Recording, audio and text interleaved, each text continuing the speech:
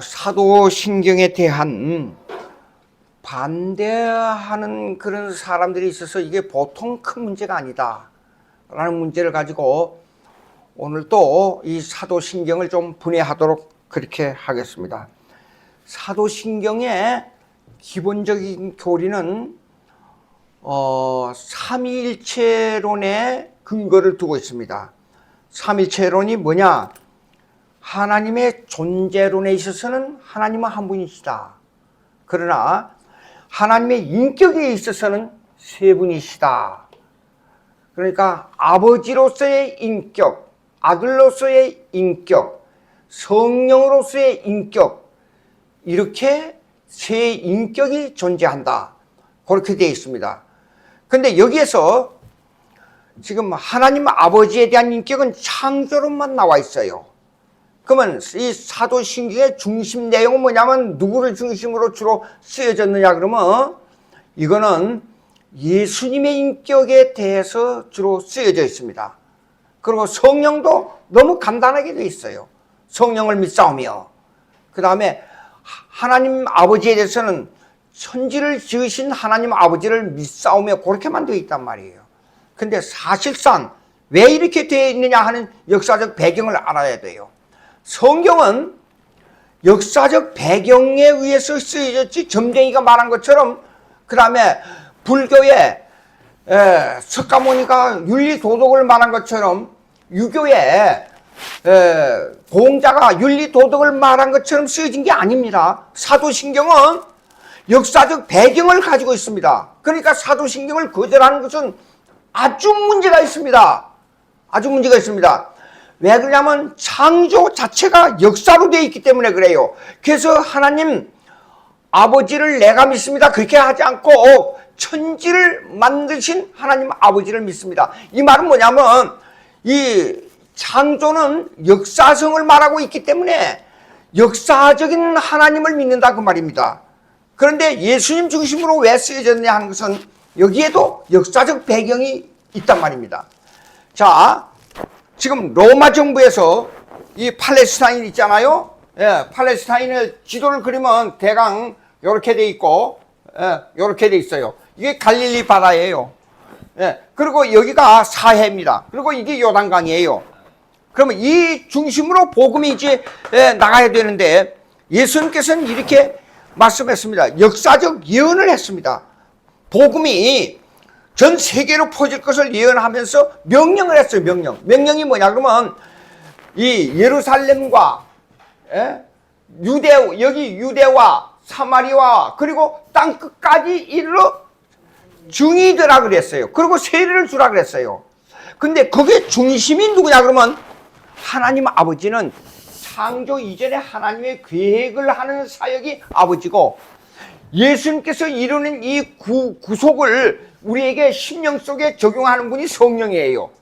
근데 이 복음이 로마 정부에서 약 70년 가까이 이 로마 정부에서 이 지역이 예수님이 부활했다가 승천한 것을 못 나가게 밀퇴를 시켰습니다. 근데 이게 복음이 나가야 되잖아요. 복음이 나가야 되기 때문에 티토 장군에 의해서 주 70년에 예루살렘 성전을 멸망시켜버린 겁니다.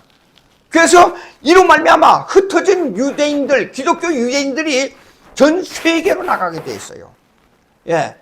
그래서 이 복음이 나가기 위해 하기 위해서는 이 예수님의 부활 승천한 사건이 복음으로, 이 내용이 복음으로 나가기 위해서는 예루살렘에서 유대인들, 기독교 유대인들이 전 세계로 흩어져야 돼요. 그러면 이 사건을 중심으로 해서 신앙 고백을 한 겁니다. 그래서 자, 천지를 지으신 하나님 아버지를 내가 믿사오며, 그리고 바로 그 외아들 예수 그리스도를 믿사오니. 근데 그 중요한 사건이 뭐예요? 여기 예수님의 사역 중에 중요한 사건 첫째, 동정녀 탄생. 남자 없이 사람이 태어날 수 있어요? 불가능하잖아요. 그 다음에 동정녀 탄생하시고, 그 다음에 십자가에 죽으시고, 그 다음에 부활하시고. 자,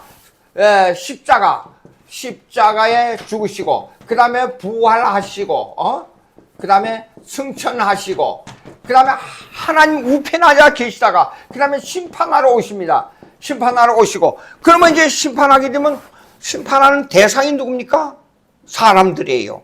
그래서 믿는 자는 지옥에, 믿지 않는 자는 천국에. 그래서 이게 하늘나라, 하늘나라. 이 하늘나라의 연속성이 뭐냐 그러면 지금 교회입니다. 이 교회가 하늘나라의 연속성에 있는데 이거는 보이는 교회예요. 예.